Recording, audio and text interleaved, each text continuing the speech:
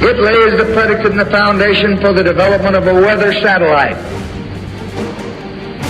that will permit man to determine the world's cloud layer and ultimately to control the weather, and he who controls the weather will control the world. Planet Earth is under siege. The human race and the web of life the same. How long do we have? Runaway climate and ecological collapse aren't coming. They're here. Buckle up. It's going to get rough soon, very soon. And those that don't believe it will soon enough. Denial won't be an option for much longer. Wait and see. The cancer of global controllers is becoming increasingly chaotic, conflicted, and more dangerous than ever before. In any light and from any perspective, what's happening to the Ukrainian people is horrific. But this question remains, what about the countless other conflict zones around the world where carnage and chaos reigns? Are their lives less important? Don't they matter? How many know how bad it is, for example, in Yemen? How many know or care that the U.S. has participated in the Yemen humanitarian catastrophe via Saudi Arabia? How about the endless list of atrocities occurring in Africa? The child slave labor that benefits all those who reap the rewards from being obedient servants to the matrix. The list is endless, but make no mistake about it, the reckoning is coming. No, in fact, it's already here. Scenarios like CV-19, global conflict, false flags, and the ongoing atrocities in our skies are controller responses to unfolding and accelerating global ecological collapse. It's imperative to always remember that and to consider that while surveying the wider horizon. And don't forget, look up. The climate intervention assault continues to devastate what yet remains of the planet's life support systems. And for all those that fortify their denial by telling themselves that they, i.e. those in power, the money printers, would never do anything to jeopardize their lives or their world, if only such a naive notion were even remotely true. So, to those that are still trying to convince themselves that, quote, they would never do this to themselves, take the time to search and view the documentary film titled Trinity and Beyond, the Nuclear Bomb Movie. I've stated this on previous broadcasts, but it's important for those that haven't taken the time to do this and digest that film.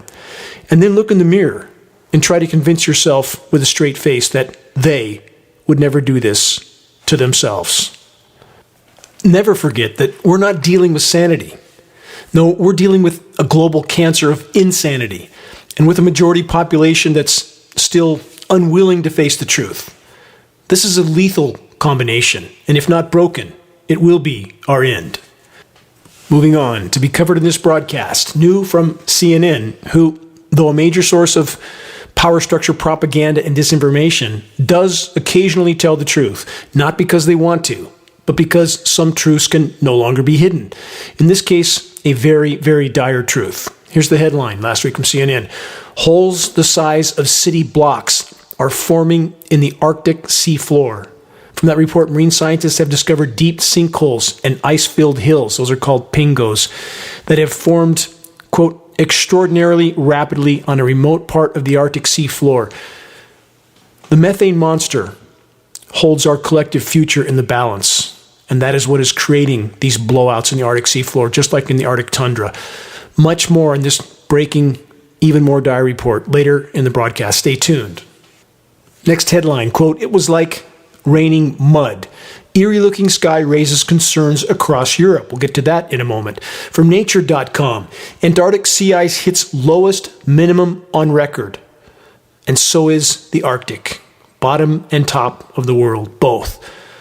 Sea ice is right now at record low levels. Again, both poles. Why is that so dire? Because with the loss of sea ice, the seas rapidly heat, as does the seafloor. If the methane contained there blows out, we're done. This planet will turn into Venus. Again, more on that in a moment as well. From counterpunch.org, methane acceleration sets record.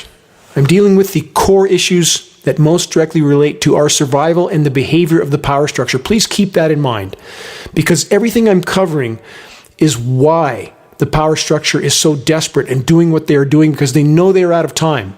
They know biosphere collapse has beat them to the intersection. The planet is responding to the damage done. It has had enough of the abuse from the human race. I know that's not everybody, but that is a very large percentage because it's not just those in power doing what they do. It's those in populations who actively or passively support what those in power do. And is that not the case? Not just in militaries, but in societies, defense contractors, and all those who serve all of it. All participating in the matrix, all participating in the insanity, all participating in their own near-term self-extermination. That's what's happening. About the methane acceleration headline I just read.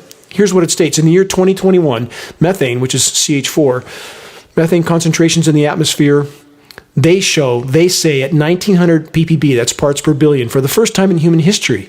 It's recorded by global satellites. That sounds bad, doesn't it? But it's actually exponentially worse. The true atmospheric methane levels are far higher still and getting worse by the day. How much higher? Some frontline measurements show it twice as high, near 4,000 ppb, that's parts per billion. Why is that such a problem? Because methane over a 10-year time horizon is 120 times more potent a greenhouse gas as CO2. It's covering the planet like a layer of glass. And let's put this into perspective. Atmospheric methane concentrations have not been over about 700 ppb for millions of years. Now we're almost 6 times that, if we look at the highest readings that have been taken. This is cataclysmic. This is a life-ending event on our planet if this trajectory continues. Many more headlines relating to this biosphere collapse, which relates to everything the power structure is doing, CV-19, climate engineering, and everything in between. Please stay with me on this broadcast. Numerous very dire breaking frontline reports immediately after this very short broadcast message. You're listening to the weekly installment of Global Alert News, the Bad News broadcast, installment number 345. Not what I wanted to do for the last 345 weeks in a row without fail, but I can't not do this.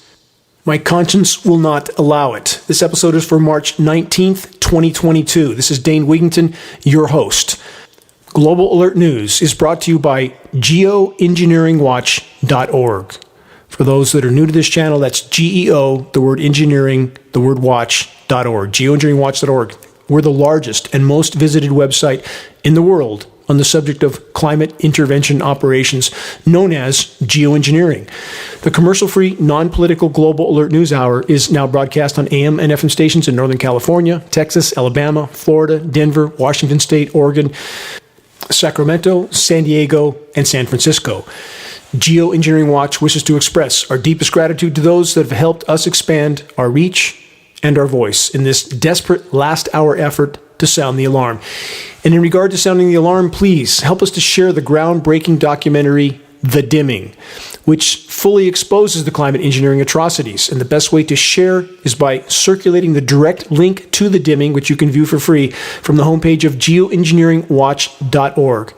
Sharing the link directly from our website helps us to overcome social media censorship. Please examine our ongoing legal action against the so-called fact-checker that is responsible for Facebook's censoring of the Dimming documentary and all geoengineeringwatch.org data as, quote, false news on Facebook, because a single so-called scientist says so. He stated that he was 100% certain climate engineering was not occurring, but didn't have a shred of data to back up his claim.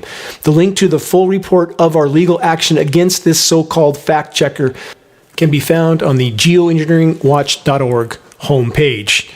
For those that want to have their questions answered about what we collectively face, answered on live radio for all to hear, geoengineeringwatch.org is now host of the Coming Collapse Q&A News Hour on KSCO Santa Cruz, Saturday mornings from 8 a.m. to 9 a.m. Pacific Daylight Time. No commercials, non-political. We will stick to the most dire and immediate threats we collectively face on this broadcast. There will be no participation in the orchestrated political theater of mass distraction and division.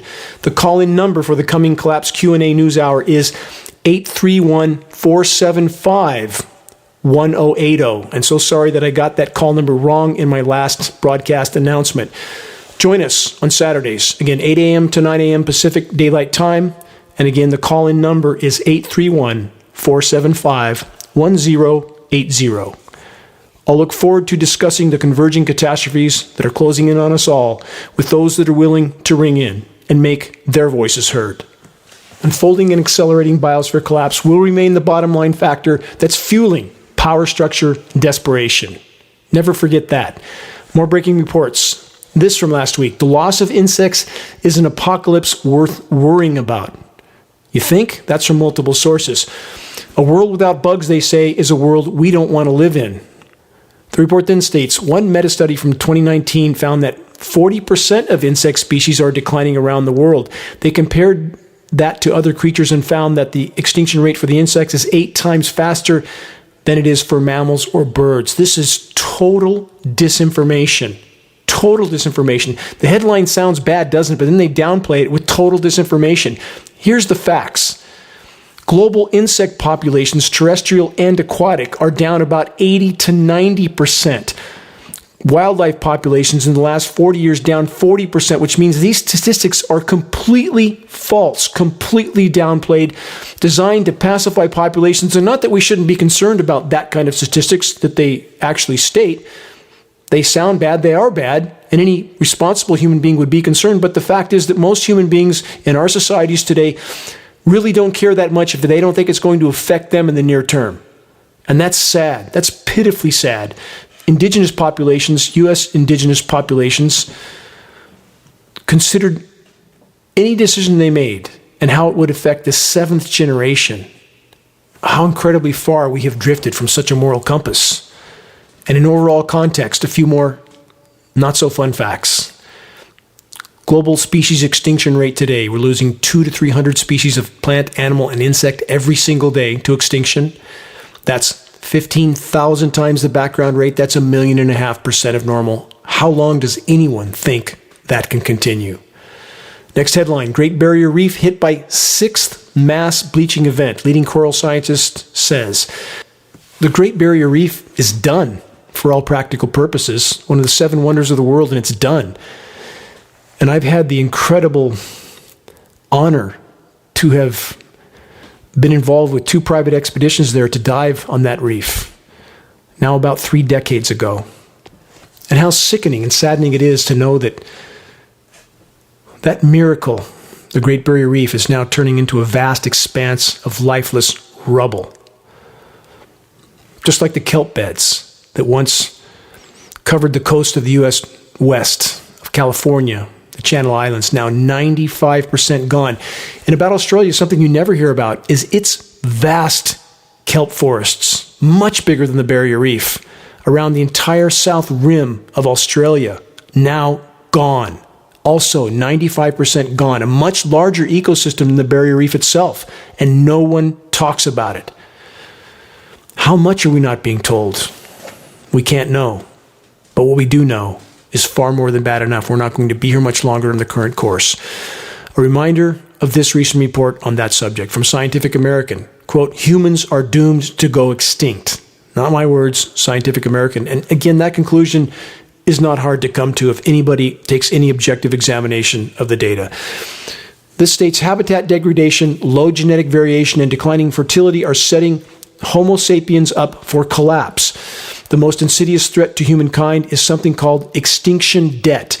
There comes a time in the progress of any species, even ones that seem to be thriving, when extinction will be inevitable, no matter what they might do to avert it.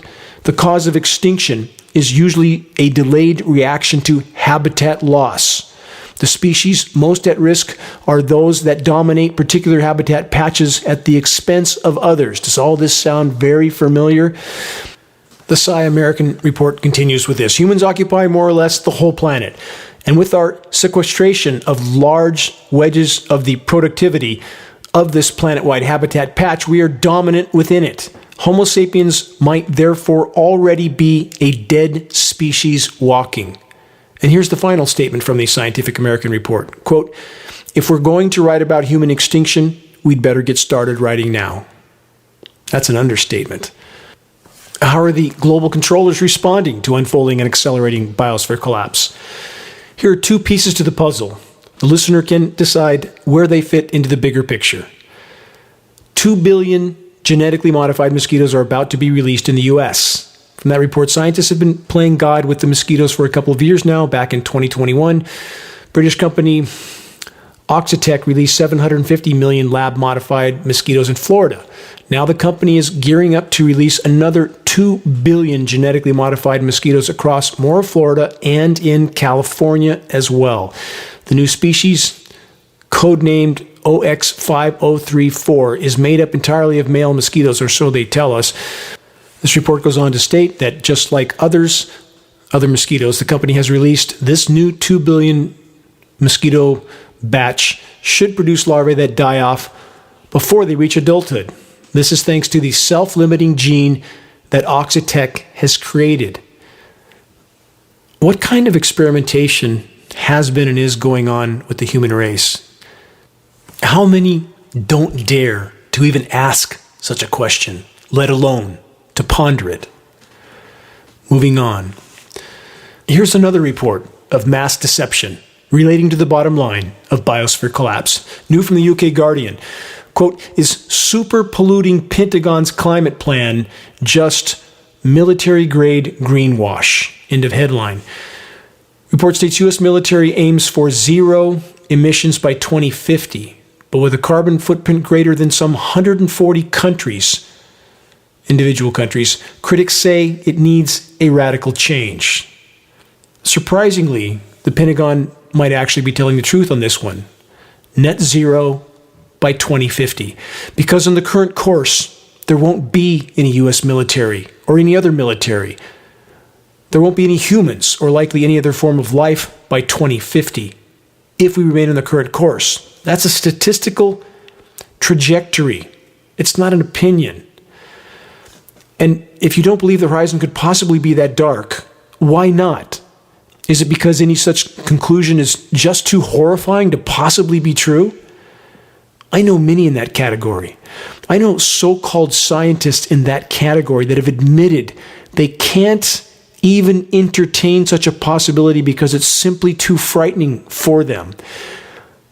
I know a clinical psychologist that's in that category. Physician, heal thyself. Newsflash. Wishing something wasn't so does not alter what is already, again, a mathematical and statistical certainty, short of a complete course correction. More on the Pentagon propaganda in a moment. First this.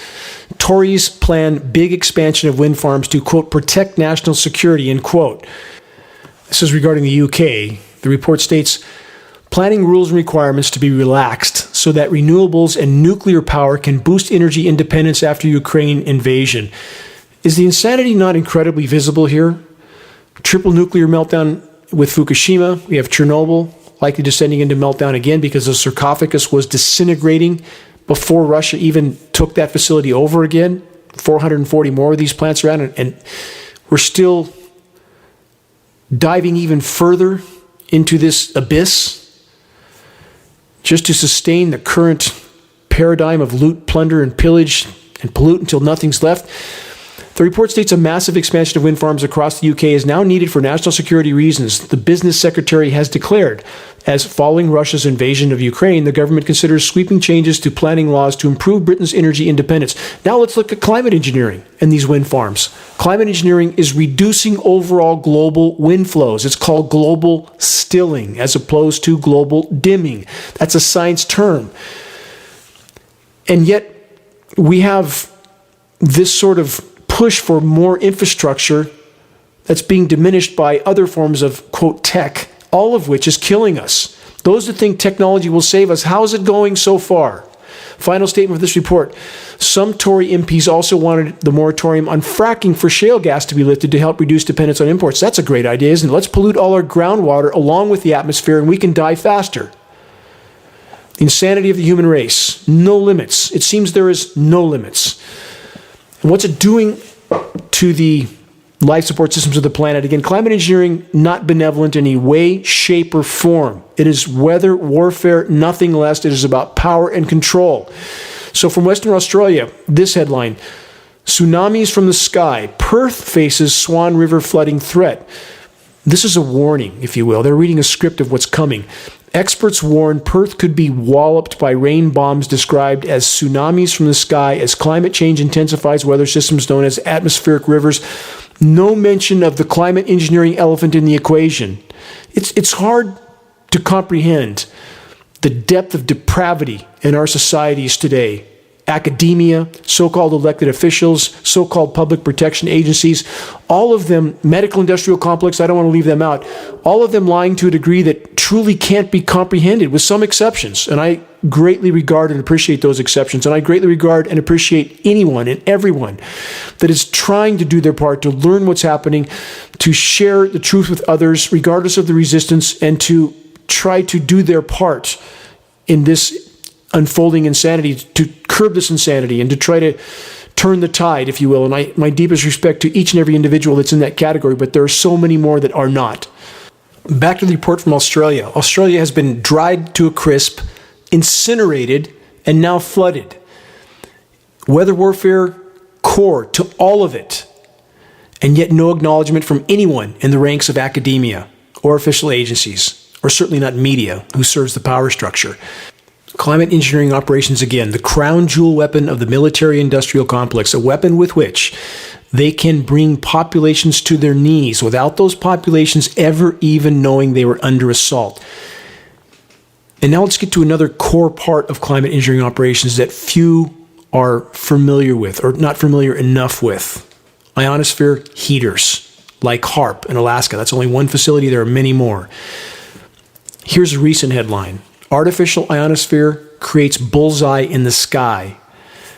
Consider this report, and then I'll dissect it further. An experiment that fires powerful radio waves into the sky has created a patch of, quote, artificial ionosphere, mimicking the uppermost portion of the Earth's atmosphere.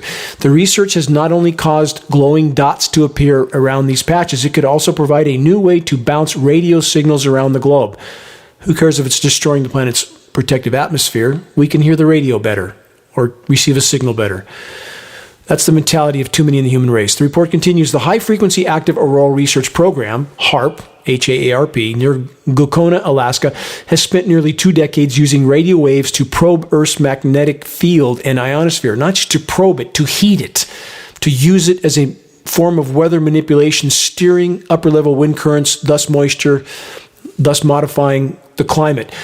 They continue, one of the most obvious results of the experiments is that they can create lights in the sky that are similar to auroras, the glowing curtains of light that naturally appear in the polar skies when electrons and other charged particles pour down from Earth's protective magnetosphere into the upper atmosphere. Doesn't this sound horrifying? They're using the atmosphere for a physics lab with no one to rein them in because the population's too busy with their iPhones and football games and beer and everything else to entertain themselves while the planet is literally torn to shreds.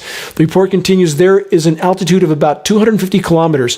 The charged particles collide with molecules of oxygen and nitrogen and make them emit light similar to the process inside a fluorescent light bulb. How wonderful. Just poking and prodding the atmosphere until it completely implodes, which it's now doing. This report continues, HAARP's high-frequency radio waves can accelerate electrons in the atmosphere, increasing the energy of their collision and creating a glow because they're heating the ionosphere with catastrophic results. They continue, the technique has previously triggered speckles of light while running at power of almost 1 megawatt, but since the facility ramped up to 3.6 megawatts, it has created full-scale artificial auroras that are visible to the naked eye. Then they say bullseye with a big exclamation point in this report, as if it's something wonderful. They further state, but in February last year, HAARP managed to induce a strange bullseye pattern in the night sky. Instead of the expected fuzzy donut-like shaped blob, surprisingly irregular luminescent bands radiated out from the center of the bullseye. So says Todd Peterson, a research physicist at the U.S. Air Force Research Laboratory, Massachusetts, who leads the team that ran the experiment at HAARP. Who are these people? Who do they think they are, that they can do this with the life support systems of the planet? What kind of psychotic programming goes on in our military, just like the Milgram experiments in which people will do whatever they're told, however horrific an order they are given, so long as they feel someone in authority is giving it to them.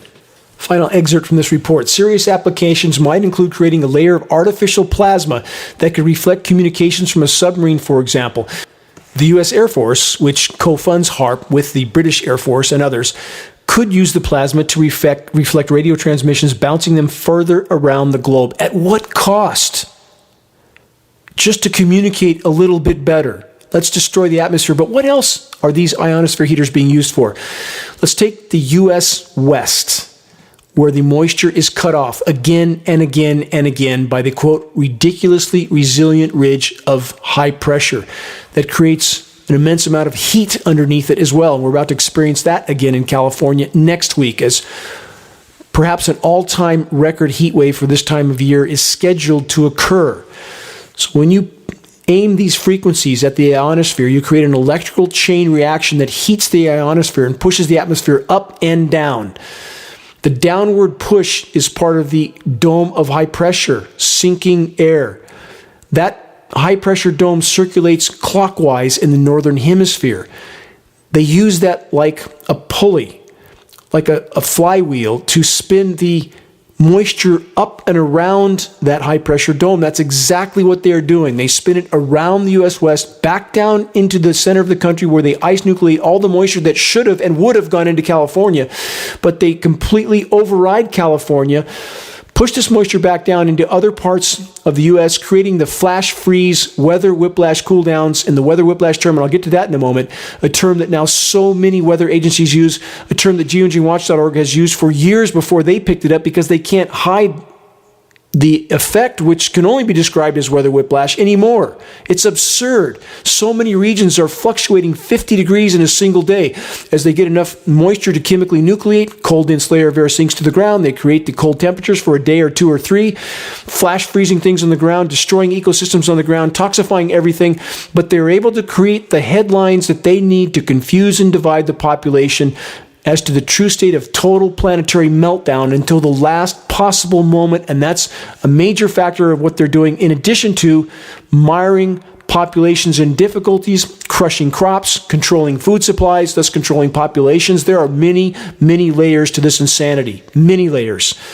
Ionosphere heaters are core to climate engineering operations, and we have networks of other frequency transmitters, including microwave frequencies, that if an air mass is saturated with the electrically conductive particles that are being dispersed by jet aircraft, they can then manipulate those particles in the atmosphere and thus manipulate the air mass itself. There's a repelling effect. And we have recorded this in the case of, for example, the hurricanes, like Hurricane Harvey, that parked in place just like the scheduled script-reading meteorologist said it would.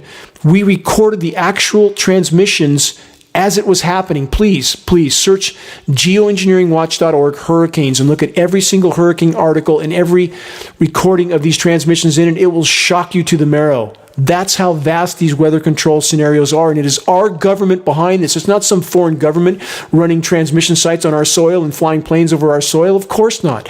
What an absurd notion. And of course, governments around the globe, whatever surface conflicts that they are using to distract and divide populations, they're all involved with all of it. It can't be otherwise.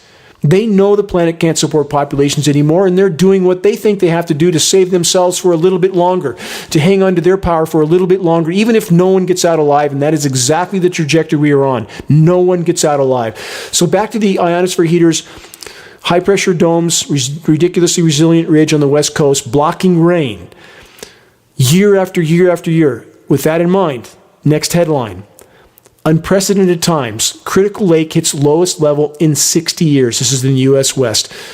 One of the most crucial reservoirs throughout the American West reached a historical low level this week, and experts fear worsening conditions could raise longer-term issues. Could? If the lake dries up, it could raise an issue? This is the kind of completely false reporting from so-called scientists that has pacified populations into total apathy. When Lake Powell dries up and it can't produce hydropower, which is coming, and there's no water to flow down into Lake Mead, which will also no longer be able to produce hydropower. Vegas is done, almost done now, almost no water left in Lake Mead either.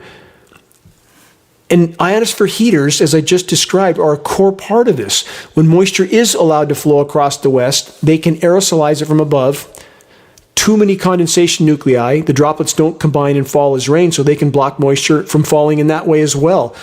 That's why you have so many days now with this featureless sky, bone dry underneath, nothing falling out, but maybe a slight drizzle here or there, and they can migrate the moisture right across the real estate they want to not allow rain on to somewhere where they choose to utilize that rain. They have multiple methods and means with which to cut off moisture, and with climate engineering, it is far easier for them to create drought than even deluge, and they can do both. But again, let's look at 9/11. As I've stated in this broadcast numerous times before, let's look at that scenario where 1 week after 9/11, former NATO Supreme Commander Wesley Clark was given a list of the countries that were to be targeted immediately after 9/11, a list that clearly existed before 9/11. Every one of those countries subsequently underwent a once in 1,000 year drought. That's mathematically and statistically impossible unless there was some form of intervention, and there was. Climate engineering. It destabilized those countries, made them much easier to control, extract their resources.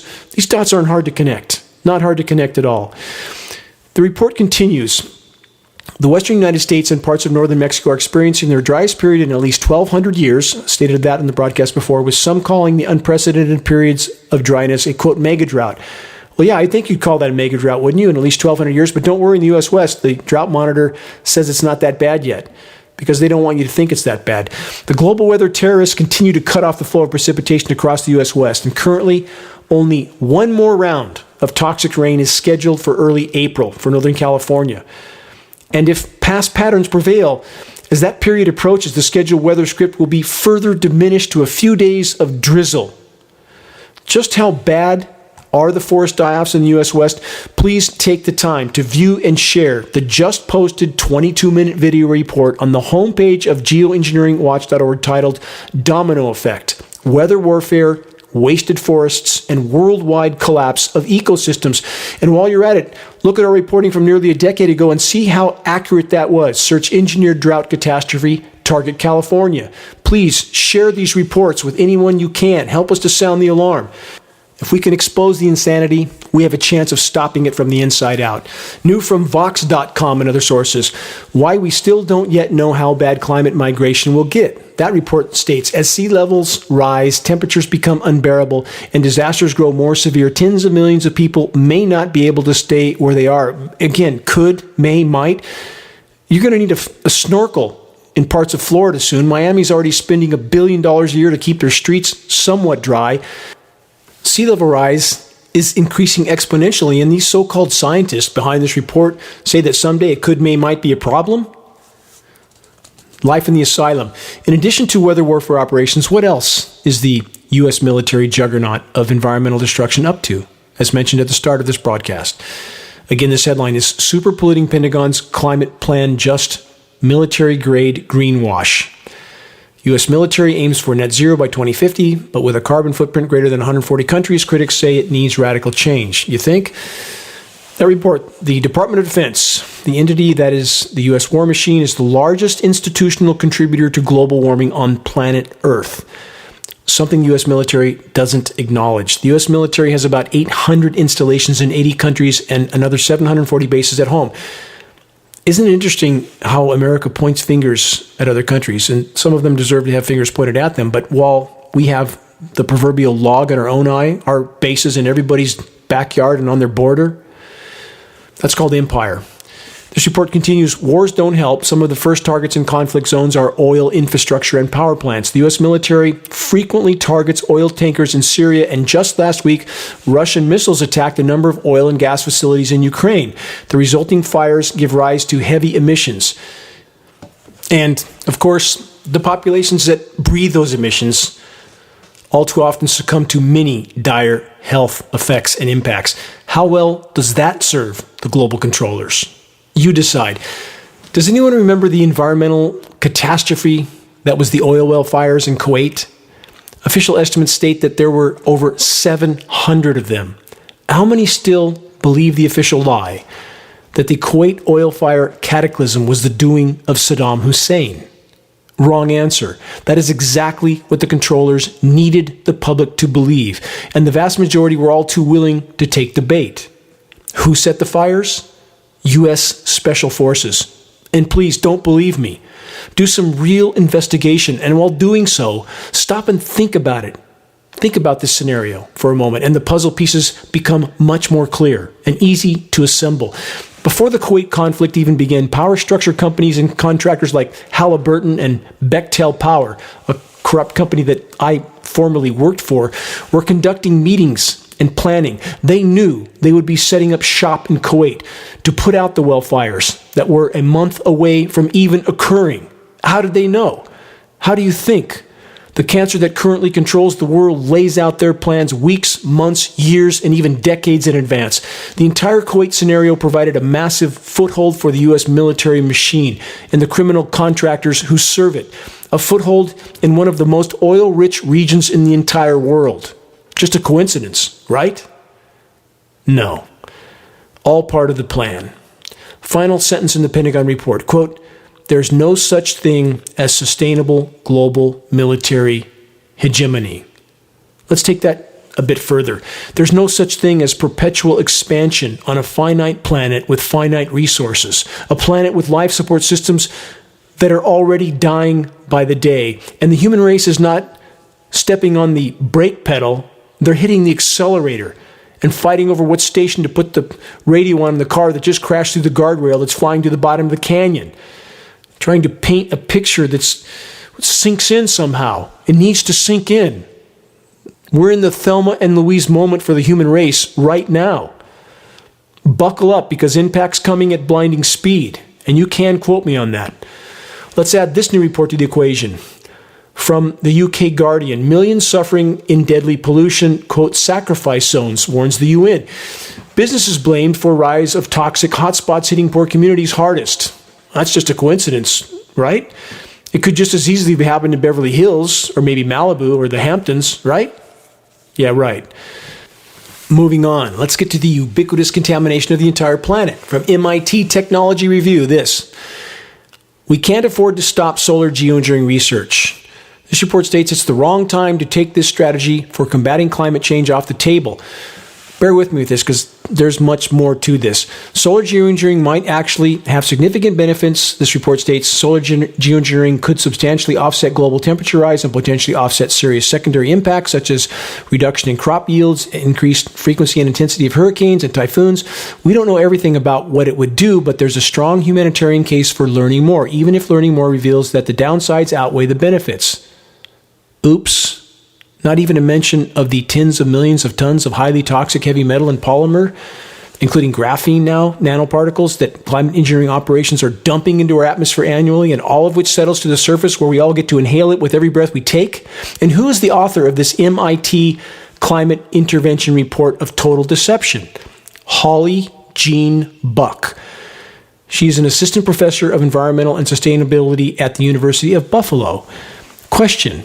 Does Holly Jean Buck have any idea that climate intervention operations are ongoing? In fact, she does. Though it would certainly appear that doing the bidding of her paymasters means more to her. 4 years ago, I was interviewed by Holly Jean Buck.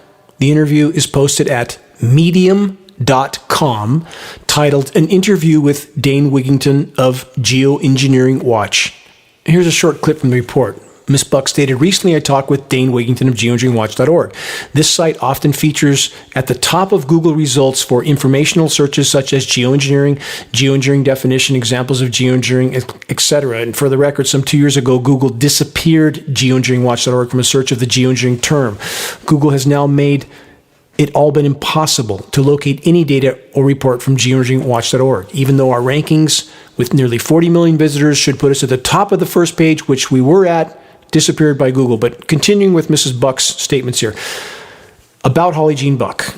Here's statements from the interview mentioned. Quote, note to listeners, I do not share Dane's view that there is an ongoing deployment of solar radiation management. Did Holly Jean Buck provide even a single fact to back up her conclusionary statement, which she certainly wanted her controllers to hear? Not a single verifiable fact was provided. Perhaps Mrs. Buck could benefit from some facts sent her way. And please do it peacefully and professionally. And all such authors that pretend not to know should be given more data. And it's always helpful to include CC many other credible activists in that type of mailing so that the individual in question, the author, individuals like Mrs. Buck, know that many are seeing the conversation. It helps to hold them accountable, makes it harder for them to deny the information that they've been given. Consider that. That's one way to help this cause. Many, many authors that need to be reached out to, communicated with, and that need data passed on to them. Again, CCing many other activists in those communications, so there's accountability. As referred to earlier in this broadcast from AccuWeather.com, quote, it was like raining mud. Eerie-looking sky raises concerns across Europe. From that report, a ski resort looked like a desert and the sky resembled that of Mars as dust from Africa expanded across Western Europe this week. The sky, they say, looked like an apocalyptic scene straight out of a science fiction film. Well, we have a lot of skies like that around the world now, don't we? The report states rain from Winter Storm Celia, which was an engineered event in the U.S., collided with the dust storm over Spain on Tuesday with fallout unlike any other storm currently on Earth. They said it was like raining mud, end quote. The cloud of dust was concentrated primarily over Spain, but it expanded to Portugal, France, Switzerland, and northern Italy. By Wednesday, the dust could be seen on satellite as far away as Greece and southeastern England. In addition to creating an eerie appearance in the sky, the dust is also a natural air pollutant known as aerosols, which can penetrate into our respiratory systems, causing eye and throat irritation, or more serious issues in our lungs, hearts, and brains. In extreme cases, the sand and dust can traverse the entire Atlantic Ocean and cloud the sky over the contiguous U.S. What type of aerosols are not being even tested for, let alone reported? Anything less than 2.5 microns, and that means everything that's involved with climate engineering is not being reported. It's not an accident. That's by design. So is all this just dust? How can we know? When we look at, for example, the time-lapse footage that geoengineeringwatch.org captured over the Paradise Fire, massive geoengineering aerosol jet spraying operations occurring directly above the smoke canopy. What's that about? That's not solar radiation management. What were they spraying? And we know the aluminum particles are an incendiary dust. What's being sprayed on top of these dust clouds that we are not aware of or certainly not being told about? We can't know. None of us can know. It provides cover for the geoengineers to do whatever they want.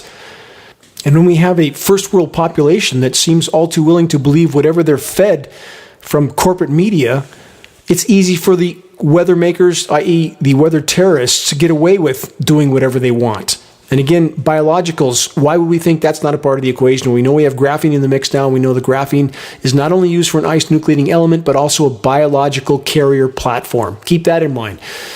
About the engineered winter events. This headline from last week: winter roars back in Northeast with heavy snow and record-challenging chill. Always the sensationalized headlines for these events. They state, the last full weekend of winter was a snowy one across the Northeast as major storms blasted the region with heavy snow, strong winds, and a record-challenging chill.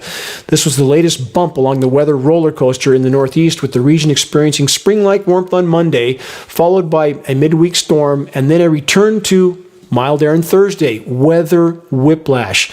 They then state a massive 73-car pileup was reported. Easy for that to happen when you have surfactant-soaked snow, which is like soap-soaked snow. Makes the snow incredibly slick and difficult to drive on. They continue, as the storm departed late Saturday, it left behind record-challenging low temperatures, potentially making Saturday night the coldest night until next winter. How would they know that? Unless this is the scheduled weather. And let's continue with these headlines. I'm running out of time on this broadcast. I want to cover as many as I can. Denver went from the 70s to snow as topsy-turvy pattern persists. Is this hard to see through? This is the norm now. Massive temperature swings. As soon as there's enough moisture to chemically nucleate, surface cold layer is created with the chemically frozen material that falls that I'm not going to dignify with the term snow. This report states the Mile High City has already gone through both ends of the temperature spectrum through the first half of this month, when it set a record high of 74 degrees early in the month and then went to a record low of 7 degrees below zero days later. This is not nature. This is interference with the climate system. This is trying to mask the severity of global total meltdown by chemically nucleating moisture anywhere and everywhere they can. And there's this from Texas. AccuWeather forecasters, i.e. the scheduled weather script readers, expect a significant storm to develop in the Texas Panhandle that will again produce rain that could eventually change over to snow. Again, they're changing over to snow. Snow has nothing to do with elevation anymore. You're either on the warm side of the cold winter storm or the cold side. They then state the storm system will allow winter to briefly steal the spotlight. Sensationalized terms again from spring before temperatures rise again later in the week. Weather whiplash over and over. Here's another one. After Mother Nature's wintry reminder, warmth to envelop northeast. Weather whiplash again and again and again. Here's another. Temperatures to skyrocket in northeast as wild temperature swings continue up and down, getting worse and worse. The extremes getting worse and worse as the power structure and the weather terrorists that serve them unleash everything they have on populations around the globe. All of it toxic, all of it wreaking havoc on what's left of the planet's life support systems. Let's press on with this theme because it is a core aspect of climate engineering operations. And why, I ask again, is geoengineeringwatch.org the only alternative news source and site that's addressing this aspect of climate engineering? Why aren't other sites helping us to sound the alarm on this, I ask? Another headline. Mother Nature's wintry reminder, warmth to envelop northeast. By the middle of the week, temperatures can trend 30 to 40 degrees higher than their lowest levels from the weekend. Big changes are in store for the Northeast this week in the wake of a snowstorm that left many areas buried underneath a foot of snow or more. Radical temperature and weather whiplash scenarios. Another headline, same theme, all from last week. Temperatures to skyrocket in the Northeast as wild temperature swings continue. Exactly what geoengineeringwatch.org said was coming for the last decade and a half, that it would get worse and worse, and we are there now. Next headline about the baking and burning of the West, setting the stage for epic wildfires to come this year, perhaps worse than any previous year.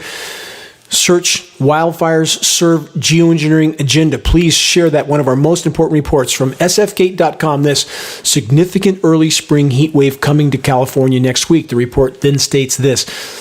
Winter isn't even over, and meteorologists are already talking about heat waves in California. They then say high pressure that triggers dry, warm weather is expected to build over the West Coast next week and bring record-breaking temperatures across the Golden State. That's from the National Weather Service, who reads the script given to them by Raytheon and Lockheed Martin that is neck-deep in weather modification operations. So the high-pressure dome, went over that earlier in this broadcast, ionosphere heater-induced high-pressure heat dome. That's exactly what's happening. And we have the whole meteorologist community, the whole climate science community, all elected officials, all agencies, all pretending that this isn't going on. Search Holes in Heaven, narrated by Martin Sheen, to learn more about what an ionosphere heater can do. Please educate yourselves. That's the only way we can play chess effectively. We have to know how to play the game. We have to know what the playing field is. We have to play well, or we will lose this game. About the coming heat wave in California, the report states temperatures in some locations are predicted, i.e. scheduled, to be up to 90 degrees, which is more than 20 degrees above so-called average. And about the term average, those statistics are also skewed. Average now means an average over the previous 3 decades. A, quote, average that is always going up, which helps to hide the true severity of planetary meltdown. Here's a rain update from Shasta County, California. A fraction of an inch of rain fell last week, the first in my region since last year. Some locations near me should have received 50 inches or more since January 1st, but not a drop till the drizzle of last week, which barely wet the surface. The U.S. Drought Monitor continues to lie about the true severity of the biblical drought in California. Consider that this is by far the driest start to a year ever recorded in the North State. We were already in the midst of the worst drought in at least 1,200 years, and even now, the U.S. Drought Monitor does not categorize our region under the most severe designation of drought. Why not? Because like so many other governmental agencies, the job of the Drought Monitor is to mask the true severity of what's unfolding from the public until the last possible moment. Consider that if conditions as severe as those now occurring in Northern California don't meet the Drought Monitor's worst-case scenario, what conditions would? No rain for 100 years? 1,000 years? Would that meet the Drought Monitor's criteria for the worst designation of drought? We're living in a planetary asylum. 2 simultaneous human maladies are epidemic: insanity and cowardice. From the UK Daily Standard, this heat wave forecast for April with temperatures to soar to 28 degrees C. That's over 82 degrees Fahrenheit. That's hot for the UK in April. How about other parts of the world?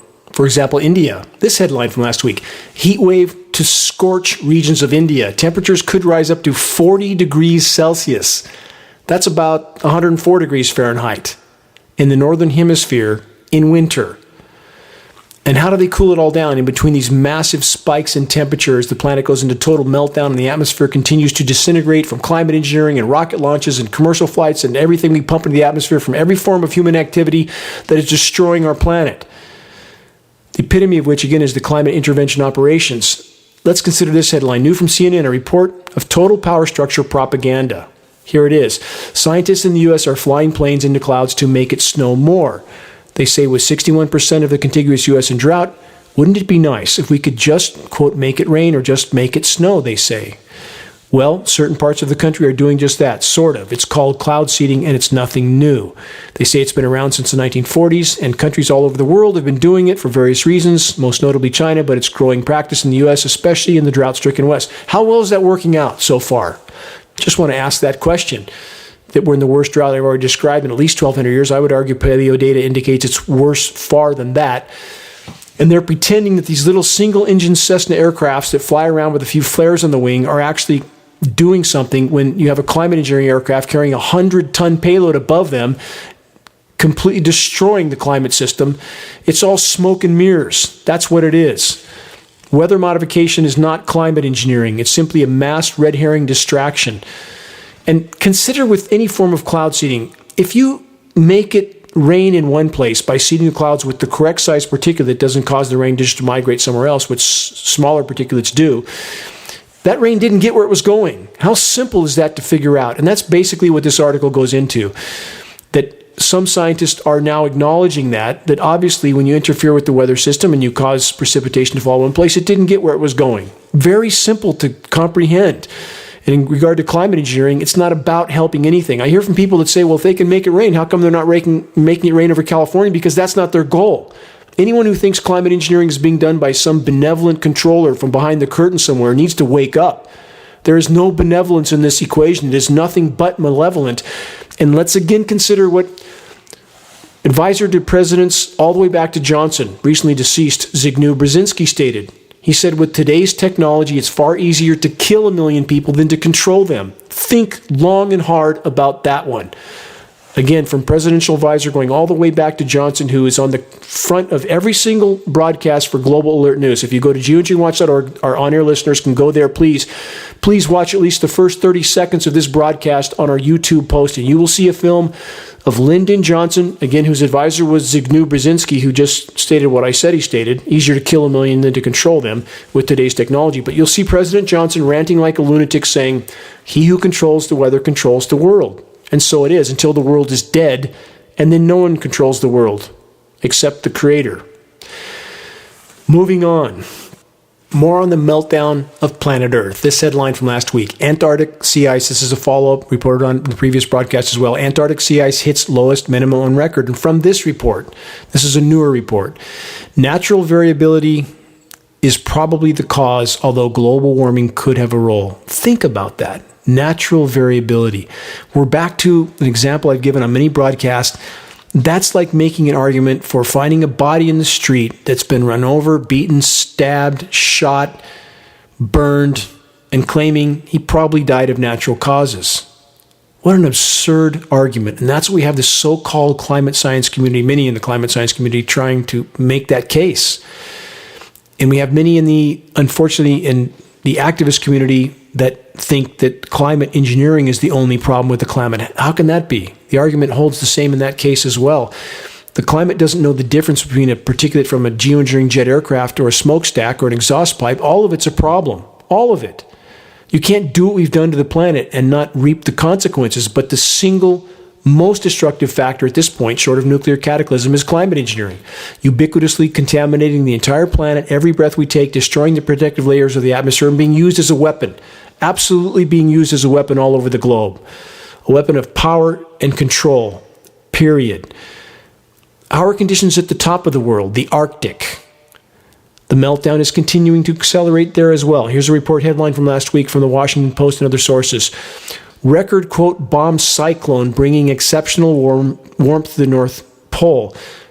Does it seem to anyone else that the so-called bomb cyclones are popping up almost everywhere?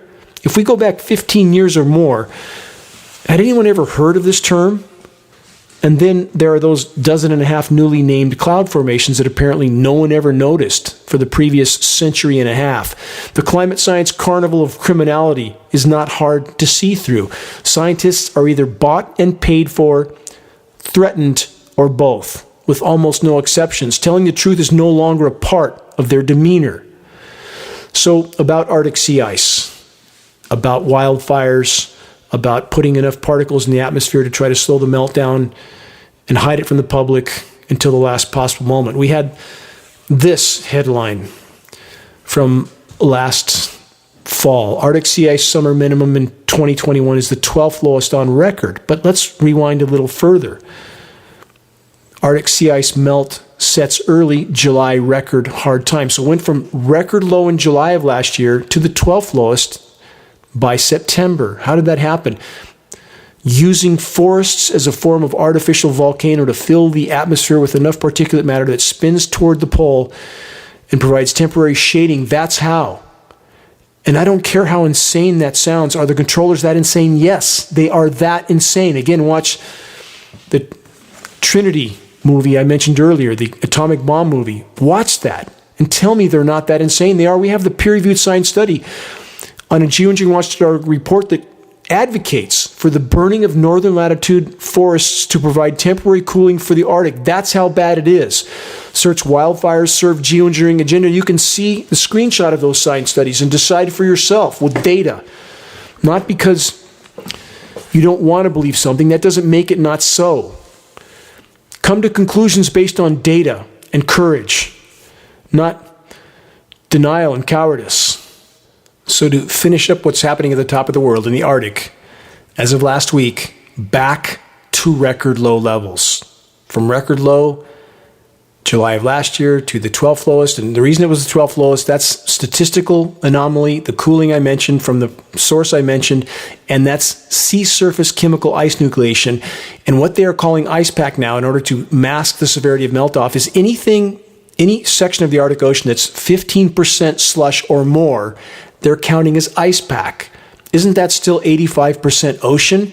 Total deception across the board. Every imaginable arena regarding planetary meltdown is being hidden from the public until the last possible moment. And that moment draws very, very near at this point. And what's a core factor that will soon determine all of our futures? As I mentioned at the beginning of this broadcast, the methane monster, the thawing of methane hydrate and clathrate deposits on the seabed in tundra. Again, search Siberian methane craters to see photos that will shock you. Last week from counterpunch.org, methane acceleration sets record. This report states in the year 2021, methane, which is CH4 concentrations in the atmosphere, exceeded, as I mentioned at the beginning of this broadcast, 1,900 parts per billion. We have some reports showing it at 4,000 parts per billion. Again, about 6 times higher than it's been for several million years. This article then states, furthermore, atmospheric methane levels are suddenly and mysteriously accelerating over the past 13 years. Mysteriously? Really? Why has Geoengineering stated on the record for as many years that this scenario was occurring and would worsen rapidly, as it has? If I knew, simply by examining all available frontline data, certainly anyone else who has done so must also know, right? And about this Counterpunch report, I've communicated with the author in the past. The author is well aware of global climate intervention operations, and yet, as is the case with so many others who claim to care about the state of the planet, not a word, not a single mention of ongoing and accelerating climate engineering operations, not a word about the so-called solar radiation management science fiction skies that are now so common above our heads.